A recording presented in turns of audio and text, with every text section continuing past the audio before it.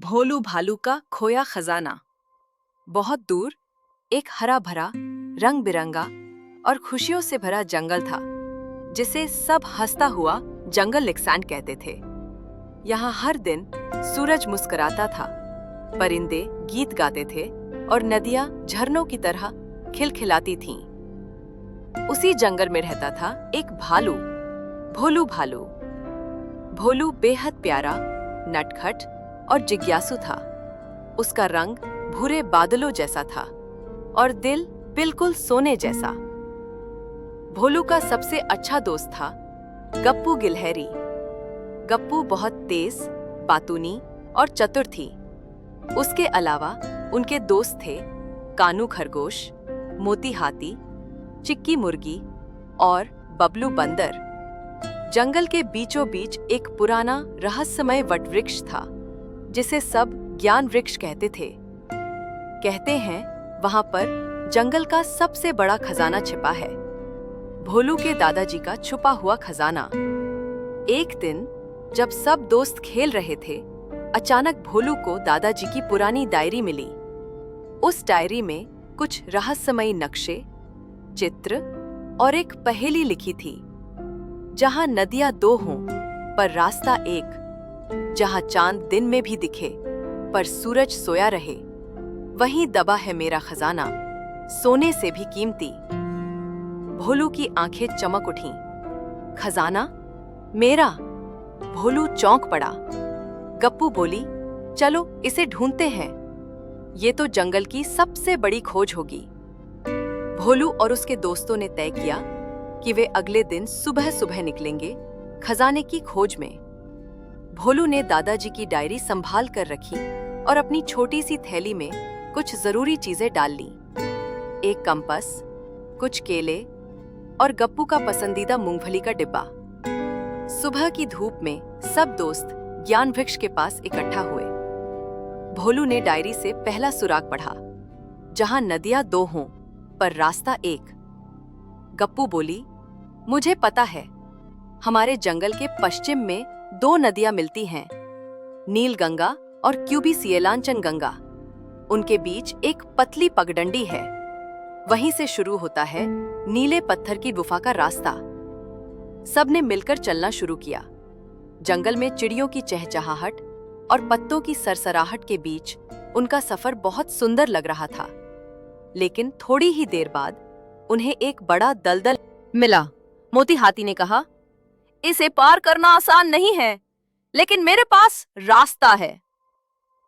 मोती ने बड़े पेड़ों की शाखाओं को उखाड़कर एक पुल जैसा बनाया।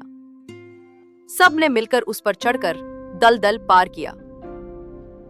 आखिरकार दोपहर होते होते वे पहुंच गए नीले पत्थर की गुफा के पास। गुफा के बाहर एक पत्थर पर कुछ लिखा था, अंधकार से मत डरना, सत्य की आंखें हमेशा खुली होती हैं। गप्पू डरते हुए बोली, अब क्या करें? भोलू बोला, हमें अंदर जाना ही होगा। गुफा के अंदर अंधेरा था, लेकिन भोलू के पास एक चमकदार जुगनुओं से बनी बोतल थी।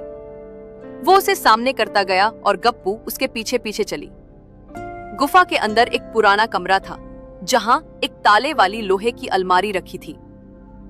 उस पर अजीब सी भाषा में कुछ लिखा था। कानू खरगोश, जो बहुत होशियार था, बोला, ये तो दादाजी की बनाई भाषा है, इसे दादा लिपि कहते हैं। इसका मतलब है 4 सच्चाई की रोशनी से खुलेगा रास्ता। 4 सच्चाई? भोलू चौंका। तभी एक तरफ की दीवार पर 4 बटन दिखे, सत्य, भय, लालच, दया। भोलू ने बिना सोचे सत्य और दया दबाया। फिर सोचा, भय और लालच खतरनाक होते हैं और उन्हें नहीं दबाया। जैसे ही सत्य और दया के बटन दबाए गए, अलमारी खुल गई।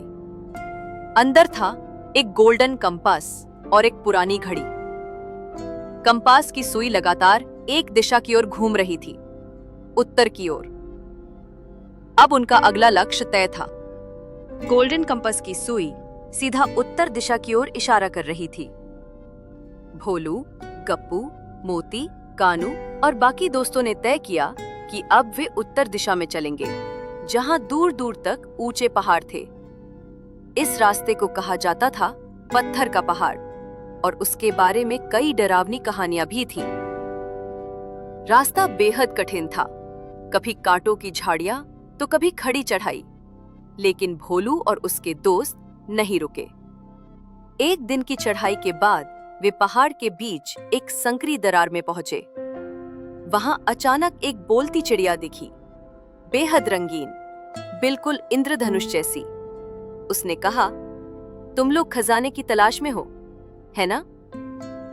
सब चौंक गए। भोलू बोला, तुम्हें कैसे पता? चिड़िया बोली, मैं गीतिका हूं, जंगल की संदेशवाहक चिड़िया। मैंने तुम्हारे दादाजी के साथ भी उड़ान भरी थी। गप्पू हैरान होकर बोली, तो क्या तुम जानती हो खजाना कहाँ है? गीतिका ने मुस्कुराते हुए कहा, खजाना किसी तिजोरी में नहीं छिपा, बल्कि वहां है जहां दिल से रास्ते खुलते हैं। ये कहकर उसने पंख फड़फड़ाए और उड़ चली। लेकिन उसकी उड़ान के पीछे एक झिलमिलाता हुआ निशान हवा में रह गया, एक दिल के आकार का निशान जो धीरे धीरे पहाड़ की एक गुफा की ओर इशारा कर रहा था। सबने उस गुफा में प्रवेश किया। अंदर दीवारों पर चित्र बने थे, जैसे कि भोलू के दादाजी ने खुद बनाए हों। उनमें एक चित्र में एक पेड़ की जड़ के नीचे एक दरवाजा दिखाया गया था। कानू खरगोश ने कहा, मुझे लगता है ये हमारा अगला सुराग है। सभी अब नीचे उतरकर जंगल के मध्य भाग की ओर चल दिए, जहां दादाजी का प्रिय पुराना बटवृक्ष खड़ा था।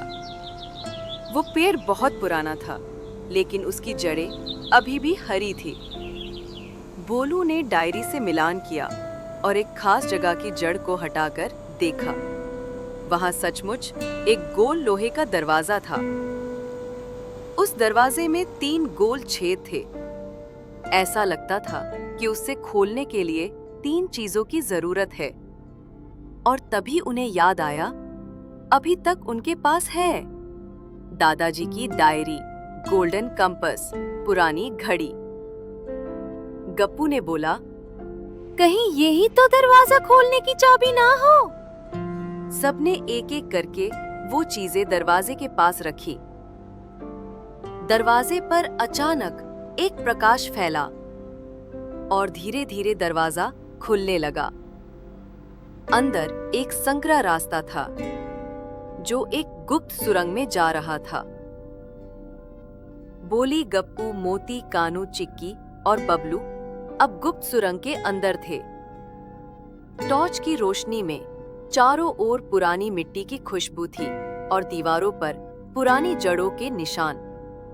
चलते चलते वे एक बड़े गोल कमरे में पहुंचे, जहां 3 बड़े बड़े पत्थर के दरवाजे थे। दरवाजों पर कुछ लिखा था। पहला दरवाजा, जिसमें हो बुद्धि वही इसे खोल सकता है। दूसरा दरवाजा, केवल दयालु हृदय के लिए ये मार्ग खुलेगा। तीसरा दरवाजा, साहसी ही यहां से गुजर सकता है। भोलू बोला, हमें तीनों दरवाजों के इम्तिहान पास करने होंगे। जैसे ही वे पहले दरवाजे में घुसे, एक विशाल पत्थर का सिर उठ खड़ा हुआ। उसके पास एक पहेली थी। मैं बिना पंख उड़ता हूं, बिना मुंह बोलता हूं, बिना पैर चलता हूं, बिना शरीर दुनिया को हिलाता हूं, मैं क्या हूं? गप्पू ने तुरंत कहा, ये तो हवा है। पत्थर हंस पड़ा और दरवाजा खुल गया। दूसरे कमरे में एक घायल सांप पड़ा था। सब डर गए, लेकिन भोलू धीरे धीरे उसके पास गया और बोला, डरो मत, हम तुम्हें चोट नहीं पहुंचाएंगे। भोलू ने एक पत्ते से उसका जख्म साफ किया। सांप मुस्कुराया और कहा, दया असली ताकत है। जाओ, रास्ता खुल गया। दरवाजा अपने आप खुल गया। तीसरे कमरे में गहरा अंधेरा था।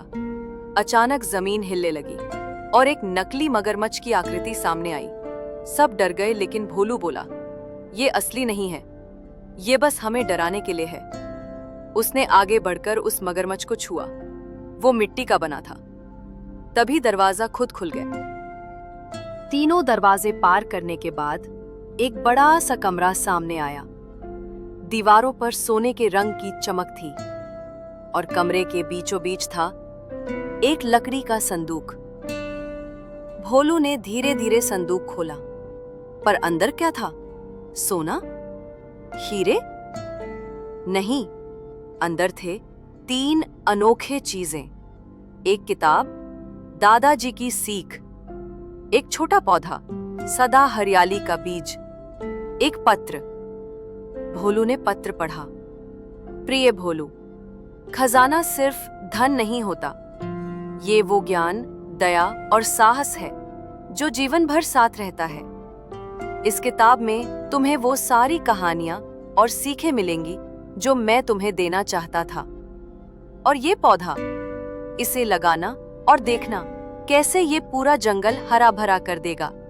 यही है मेरा असली खजाना। तुम्हारे दादाजी। भोलू की आंखें भर आईं। गप्पू बोली, ये तो सबसे कीमती खजाना है। भोलू ने वो पौधा ज्ञान वृक्ष के पास लगाया। कुछ ही हफ्तों में वहां से एक नई बेल निकली और धीरे धीरे जंगल और भी हरा भरा हो गया। भोलू के खजाने की कहानी पूरे जंगल में फैल गई। अब भोलू सिर्फ भोलू नहीं था, वो जंगल के बच्चों को दादाजी की किताब से हर रात कहानियां सुनाता था। जिसने ज्ञान, दया और साहस पाया, उसने ही असली खजाना पाया।